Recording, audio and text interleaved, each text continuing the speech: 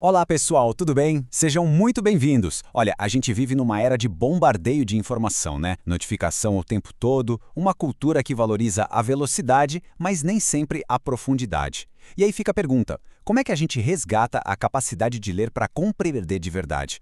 Como a gente transforma a leitura, que muitas vezes é vista só como uma obrigação da faculdade, numa ferramenta de crescimento real para nossa mente? É exatamente essa questão que Mortimer Adler e Charles Van Doren nos ajudam a resolver na obra fundamental deles, Como Ler Livros. E é ela que vai guiar nossa conversa hoje. E olha, já vou adiantando, a gente não está falando aqui de leitura dinâmica para devorar mais páginas e menos tempo. Muito pelo contrário. A gente está falando em desacelerar, em mergulhar, em dialogar com as mentes mais brilhantes da história através do que elas escreveram. O Adler dizia uma coisa muito forte, que a maioria das pessoas, mesmo as com um diploma universitário, operam num nível de leitura que é só funcional, serve para se informar, mas não para expandir o entendimento. O nosso objetivo aqui hoje é construir a ponte para esses níveis mais altos, transformando a leitura de uma atividade passiva de consumo numa arte ativa, que exige esforço sim, mas que no final é transformadora. Vamos fazer uma pausa para uma reflexão bem honesta. Pensa aí na pilha de textos, artigos, livros que você teve que ler para suas matérias nesse semestre. Foram dezenas, talvez centenas de páginas, né? Agora, se pergunta, do que você realmente se lembra? Quantos argumentos centrais você conseguiria explicar agora, de cabeça?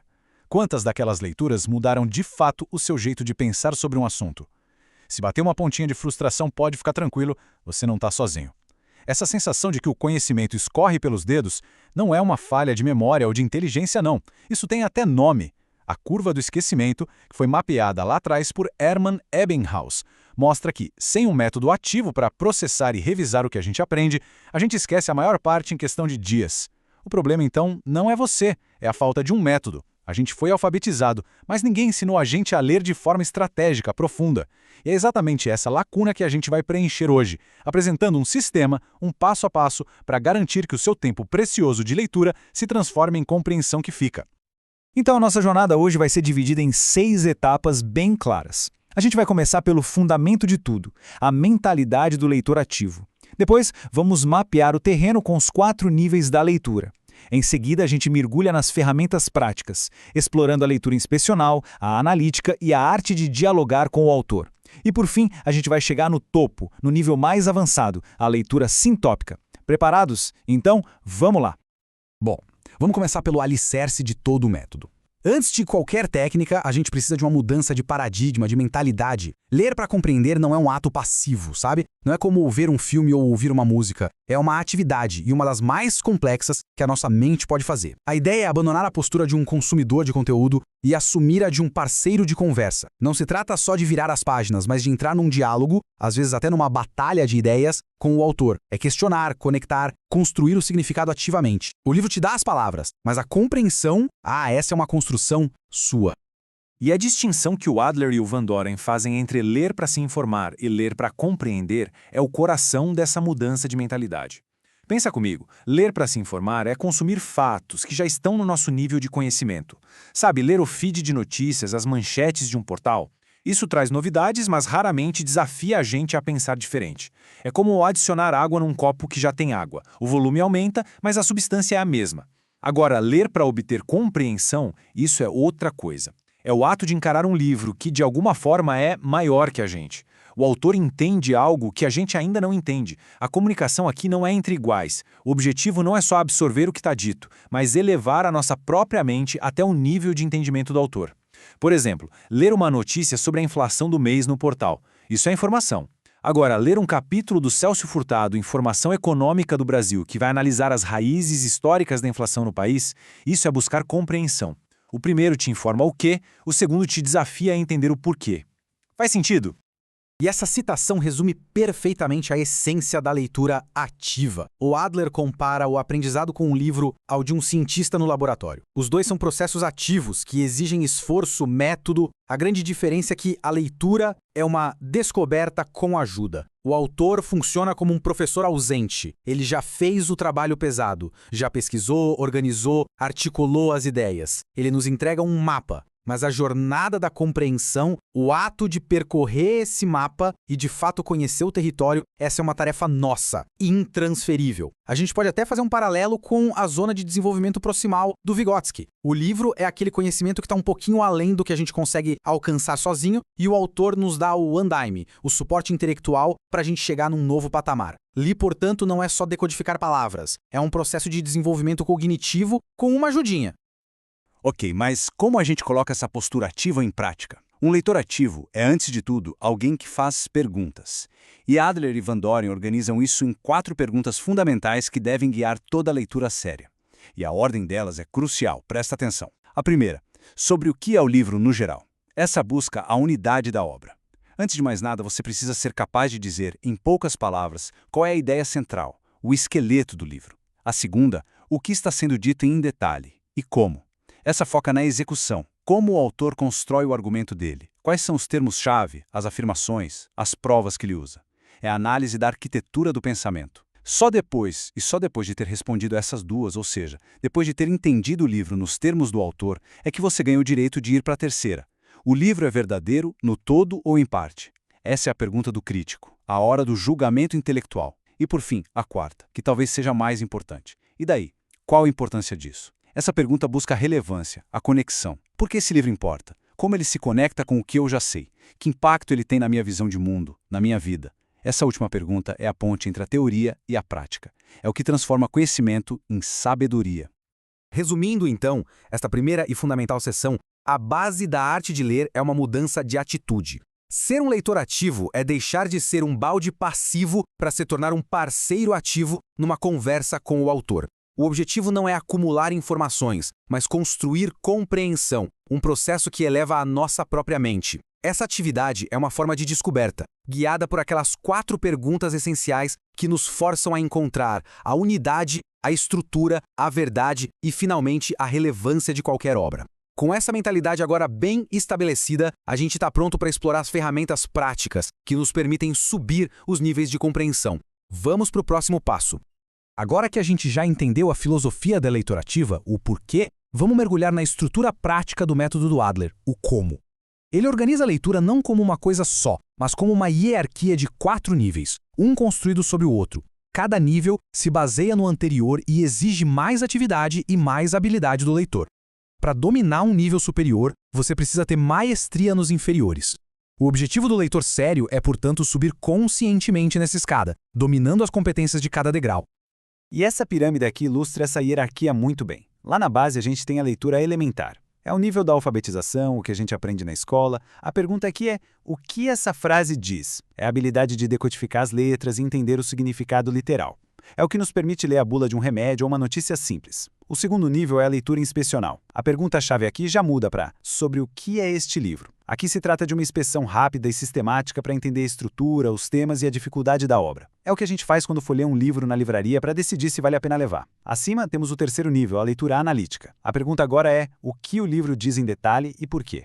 Esse é o nível da leitura profunda, cuidadosa, completa. É a melhor leitura que se pode fazer de um único livro. É como um advogado estudando um código de leis, atento a cada palavra, a cada conexão. E finalmente lá no topo da pirâmide está a leitura sintópica. A pergunta aqui é a mais ambiciosa de todas. Qual é a verdade sobre este assunto? Esse nível envolve ler vários livros sobre o mesmo tema, não para entender cada um deles isoladamente, mas para construir uma análise do assunto que vai além de qualquer uma das obras. É o que um pesquisador faz ao escrever um TCC ou uma dissertação. O ponto-chave aqui é entender que esses 4 níveis formam um roteiro para o nosso desenvolvimento como leitores. Ninguém chega na leitura sintópica sem dominar a analítica. E a analítica fica muito mais fácil e focada quando a gente faz uma boa leitura inspecional antes. A verdade é que a maioria dos leitores fica a vida toda presa entre o nível elementar e o inspecional. O nosso convite a partir de agora é para ir além. Vamos começar a pegar as ferramentas do leitor proficiente, começando pela mais estratégica e útil de todas, a leitura inspecional. Bem-vindos à sessão 3. Se um livro difícil é como uma cidade que a gente não conhece, a leitura analítica seria como explorar cada rua, cada beco, cada praça dessa cidade. Mas ninguém em sã consciência faria isso sem antes dar uma olhada no mapa, para ter uma visão geral do lugar, certo? A leitura inspecional é exatamente esse mapa. É a arte de extrair o máximo de um livro num tempo bem limitado. E para um estudante universitário que tem que lidar com listas e listas de leitura, dominar essa habilidade não é um luxo, é uma questão de sobrevivência na selva de PDFs e xerox da faculdade. Ela nos permite fazer uma triagem inteligente, decidir quais livros merecem a leitura profunda e, principalmente, ela prepara nossa mente para quando esse mergulho acontecer. A leitura inspecional é dividida em 2 etapas com objetivos diferentes. Antes de explicar cada uma, é importante entender a lógica. A primeira etapa, a pré-leitura, que o Adler também chama de skimming sistemático, foca só na estrutura do livro, no o quê. O objetivo é descobrir o esqueleto da obra, sem se preocupar com a carne do argumento. Já a segunda etapa, a leitura superficial, foca no fluxo, no como. Aqui você lê o livro de forma contínua, rápida, para pegar a linha de raciocínio principal do autor. Essa separação é estratégica, porque impede que a gente se perca nos detalhes antes de ter uma visão do todo. Vamos ver cada uma delas agora. Uma pré-leitura bem feita não é uma leitura aleatória, é um processo com método que dá para fazer em 10, 15 minutinhos. Vamos fazer um tour guiado. Pega um livro aí perto de você. Primeiro, título e subtítulo. Leia com atenção. O que eles prometem? Qual é o assunto? Em seguida, vá para o sumário. Não passe o olho correndo, estude o sumário como se fosse um mapa. Veja a lógica, a jornada que o autor propõe. Identifique os capítulos que parecem ser os mais importantes. Agora, vá lá para o final do livro e olhe o índice remissivo. Ele é como um mapa de calor dos conceitos. Veja quais palavras e autores aparecem mais. Isso te dá uma pista valiosa sobre as ideias centrais. Volte para o começo. Leia as orelhas e a contracapa. Geralmente tem um resumo profissional ali que te dá a tese principal. Depois, leia o prefácio e a introdução inteiros. É aqui que o autor costuma dizer o que ele quer fazer, qual problema ele quer resolver. Por fim, folheie o livro. Vá direto naqueles capítulos que você marcou como centrais e leia o primeiro e último parágrafo de cada um. Leia também a conclusão geral do livro. Ao final desses 15 minutos, você tem que ser capaz de responder com confiança aquela primeira pergunta: sobre o que é este livro? E essa é a regra de ouro da segunda etapa, a leitura superficial. Depois de ter o mapa da pré-leitura, você vai ler o livro do começo ao fim, de uma vez só, e vai resistir a todas as tentações de parar. Achou a palavra que não conhece? Anota e segue em frente. Um conceito que pareceu complicado? Marque e continua. Uma referência a um autor que você nunca ouviu falar? Deixa para lá por enquanto e continua. Mas por quê? Porque parar a cada dificuldade quebra a nossa percepção do todo. É como tentar entender um filme pausando a cada segundo. Você perde o enredo, o fluxo da história. Ao se concentrar no que você entende nessa primeira passada, você constrói um contexto geral. E esse contexto vai funcionar como uma lanterna que, numa segunda leitura mais lenta e analítica, vai iluminar aquelas partes que antes pareciam escuras. É muito melhor terminar uma primeira leitura com 50% de compreensão do todo do que ficar empacado nos primeiros 10% e desistir frustrado. Para fechar esta sessão, a leitura inspecional é a sua ferramenta estratégica de triagem e preparação. Ela responde a 3 perguntas cruciais. 1. Esse livro serve para o que eu preciso? 2. Ele merece o meu tempo para uma leitura completa? E 3. Qual é a estrutura dele? Ao final de uma boa inspeção, você vai ter criado um esqueleto mental da obra. A leitura inspecional nos dá um mapa e nos diz se a viagem vale a pena. E uma vez que a gente decide embarcar, precisamos de ferramentas mais poderosas para explorar o território. E é agora que a gente entra no coração do método, a leitura analítica. Entramos agora na leitura analítica, o nível mais completo e ativo de leitura para se aplicar a um único livro. Se a leitura inspecional nos deu o mapa da cidade, a leitura analítica é a exploração detalhada, rua por rua, prédio por prédio. O objetivo aqui não é mais só saber sobre o que é o livro, mas entendê-lo na sua totalidade e profundidade, a ponto da gente ser capaz de explicar o livro tão bem quanto o próprio autor. Dá trabalho? Sim. Exige tempo e concentração? Com certeza. Mas é nesse nível que a verdadeira compreensão e o crescimento intelectual acontecem. A leitura analítica é um processo com método, que o Adler divide em 3 grandes fases. A primeira, e mais importante, é toda dedicada a enxergar a arquitetura invisível do livro. A metáfora do esqueleto é perfeita. Um livro bem escrito não é um monte de informação jogada. Ele tem uma estrutura lógica, uma unidade e uma organização que sustentam o argumento principal. A primeira tarefa do leitor analítico é, portanto, usar seus olhos de raio-x para visualizar essa estrutura fundamental que dá forma e coerência a todo o resto. E essa primeira fase tem 4 regras que, juntas, respondem de forma completa àquela primeira pergunta. Sobre o que é o livro? Vamos ver cada uma. Regra 1. Classifique o livro. Esse é o primeiro passo, porque define as regras do jogo. É ficção ou não ficção? Dentro da não ficção, é teórico ou prático? É história, filosofia, sociologia? Classificar o livro nos ajuda a saber o que esperar dele e como a gente deve julgá-lo. Você não julga um poema com os mesmos critérios de um tratado de física, né? Regra 2. Resuma o livro. Esse é o teste final para ver se você entendeu a unidade da obra. Você tem que ser capaz de explicar o argumento central do livro num único parágrafo, ou, melhor ainda, numa única frase complexa. Esse exercício te força a separar o que é essencial do que é secundário. Regra 3. Delineie as partes principais. Aqui você mostra como o autor construiu o argumento dele. Como as partes do livro se conectam para formar um todo. Como ele vai do ponto A ao B e depois ao C. É o mapa do raciocínio. Regra 4. Defina os problemas que o autor está tentando resolver. Todo livro sério é uma tentativa de responder a uma ou mais perguntas. Identificar essas perguntas é crucial para entender o propósito do autor e para avaliar se ele conseguiu o que queria. Vamos deixar isso bem concreto, aplicando as 4 regras a um clássico para entender o Brasil. Raízes do Brasil, do Sérgio Buarque de Holanda. Regra 1. Classificação. É uma obra de não ficção, um ensaio teórico na área de História Social e Sociologia da Cultura. Regra 2. Resumo da unidade. O livro defende que a identidade brasileira é marcada por uma ética pessoal e afetiva, que veio do patrimonialismo ibérico e que se manifesta na figura do homem cordial, e essa característica é um grande obstáculo para a gente consolidar uma esfera pública impessoal, instituições democráticas fortes e a modernidade no país. Regra 3. Delineamento das partes. O Holanda constrói o argumento dele partindo das raízes rurais e patriarcais dessa mentalidade, depois ele define o conceito-chave de homem cordial, analisa as consequências disso na vida pública e nas nossas revoluções, e por fim aponta os dilemas da nossa formação. Regra 4. Problema do autor. A pergunta central que o Sérgio Buarque de Holanda quer responder é: quais são as características da nossa formação sociocultural e como elas explicam a dificuldade histórica do Brasil de passar de uma sociedade de laços privados para uma nação moderna com leis e instituições impessoais.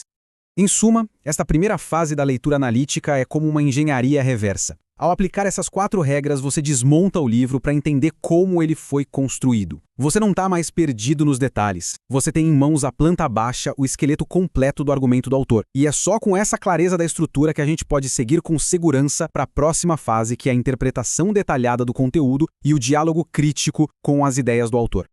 Bem-vindos à seção 5. Se a primeira fase da leitura analítica foi sobre entender a estrutura, o quê, as fases 2 e 3 são sobre a substância, entender o significado e julgar a validade, o e daí. É aqui que a leitura vira uma conversa intelectual de verdade. Agora que a gente já entende a planta baixa do livro, a gente pode começar a colocar os móveis nos cômodos com significado e depois avaliar a qualidade da construção. A segunda fase é a da interpretação, onde o nosso objetivo é entender exatamente o que o autor quis dizer. A terceira é a da crítica, onde, depois de entender, a gente exerce nosso direito e dever de julgar a obra com fundamento. O primeiro passo da interpretação é chegar a um acordo com o autor.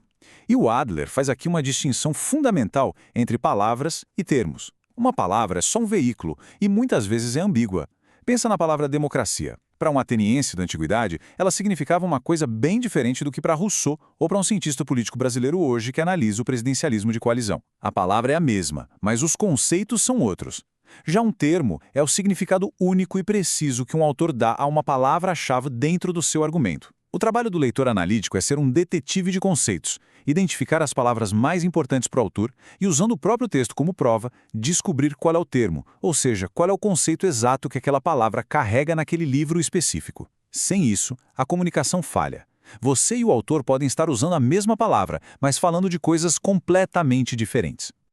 Depois de identificar os termos-chave, o próximo passo é localizar as proposições e os argumentos do autor.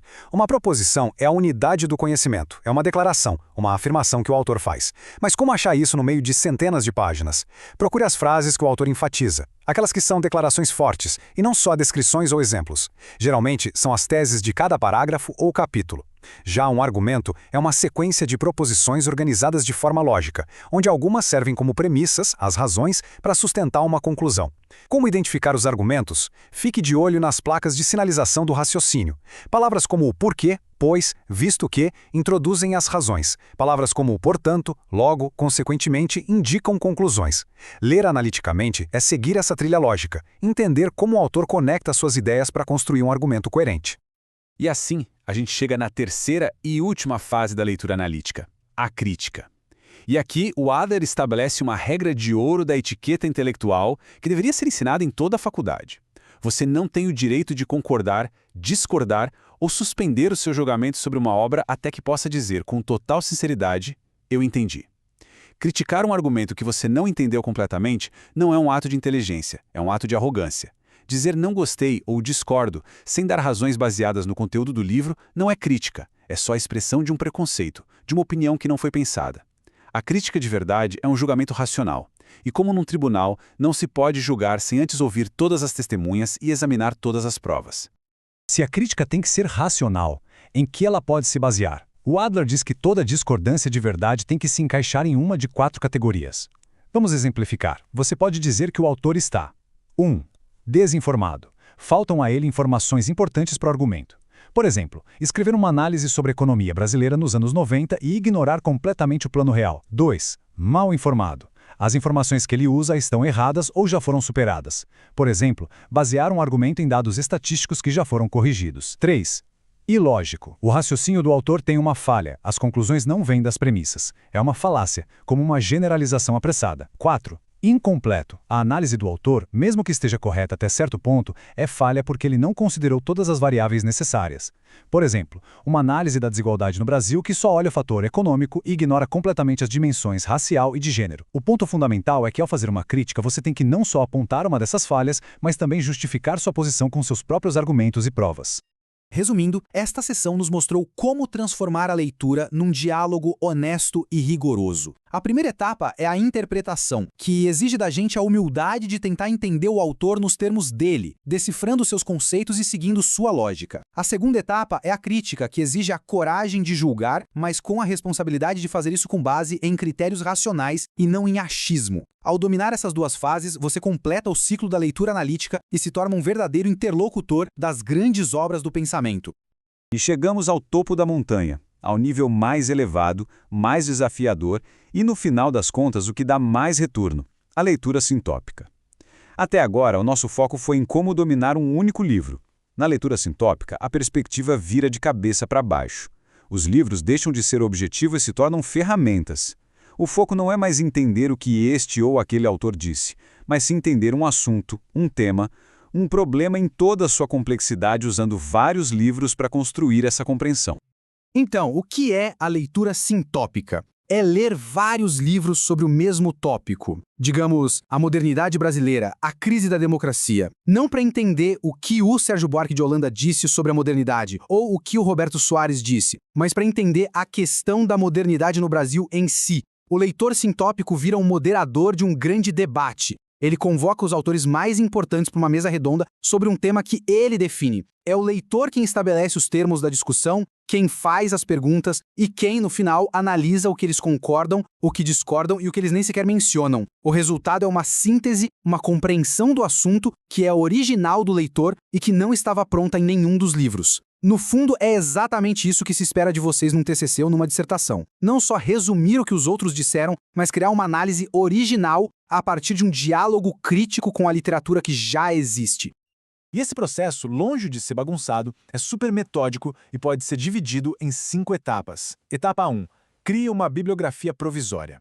Use catálogos de bibliotecas, referências de outros livros e a ajuda dos seus professores para montar uma lista inicial de obras sobre o seu tema. Etapa 2. Inspecione todos os livros da bibliografia. Aqui, você vai usar a leitura inspecional para analisar rapidamente cada livro da sua lista. O objetivo é duplo. Primeiro, refinar a bibliografia tirando o que não serve. Segundo, identificar, nos livros que ficaram, as partes que falam diretamente do seu problema. Etapa 3. Traga os autores a um acordo. Esse é o passo mais difícil e genial do método. Os autores não usam as mesmas palavras para falar das mesmas coisas.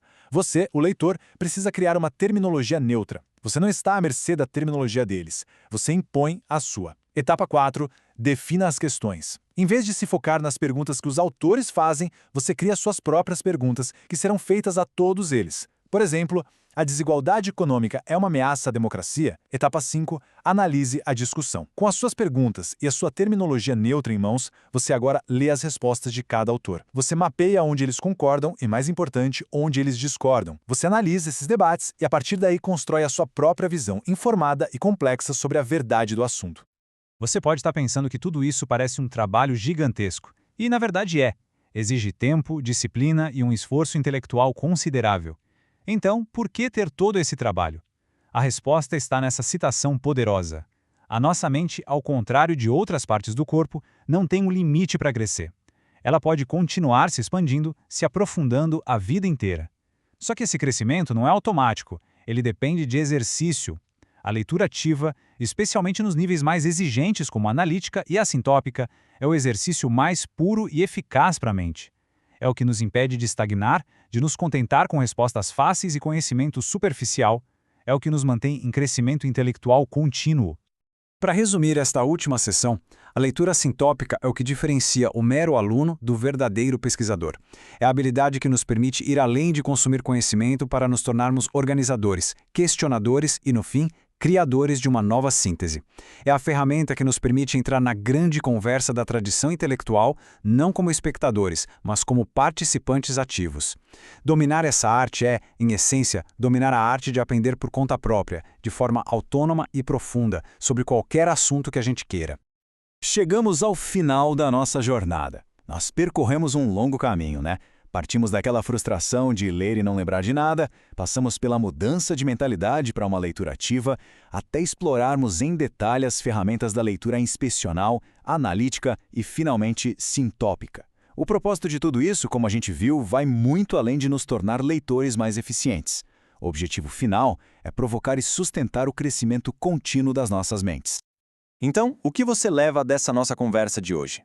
Primeiro, a convicção de que a leitura é uma atividade, não uma passividade. Segundo, que os 4 níveis são um roteiro claro para o seu desenvolvimento como leitor. Terceiro, que a leitura inspecional é sua arma secreta para lidar com a sobrecarga de informação da vida acadêmica. Quarto, que a leitura analítica é o caminho para a compreensão profunda de uma obra. Quinto, que a crítica justa não é uma opção, é um dever intelectual. E, por fim, que a leitura sintópica é o passaporte para a maestria em qualquer área do conhecimento que você queira explorar. Eu gostaria de encerrar com esta citação inspiradora. O propósito de aprender a ler bem não é para tornar a leitura mais fácil. Muito, pelo contrário, é para nos dar a capacidade de enfrentar livros cada vez mais difíceis. São esses livros, aqueles que nos desafiam, que parecem estar um pouco acima da nossa cabeça, que nos fazem esticar a mente, são eles que nos trazem o maior benefício. Eles não nos oferecem só mais conhecimento, eles nos tornam mais sábios, aprofundando nossa compreensão sobre a condição humana, sobre a sociedade e sobre nós mesmos. A meta não é ler mais livros, mas ser mais transformado pelos livros que você lê. O esforço da leitura é, no final das contas, o esforço do crescimento. Essa aula não é um ponto de chegada, é um ponto de partida. As ideias e as técnicas que a gente discutiu aqui só vão ter valor se forem colocadas em prática. A sua jornada como um leitor ativo, metódico e crítico começa agora. Portanto, a pergunta que eu deixo para você é: qual vai ser o seu primeiro projeto de leitura sintópica? Qual grande tema, seja para uma disciplina, para o seu TCC, ou simplesmente por curiosidade pessoal, você vai decidir explorar usando essas novas ferramentas? Qual grande conversa da humanidade você vai finalmente decidir iniciar? As ferramentas estão nas suas mãos. A escolha é sua. Muito obrigado pela sua atenção e, acima de tudo, desejo a vocês excelentes e transformadoras leituras.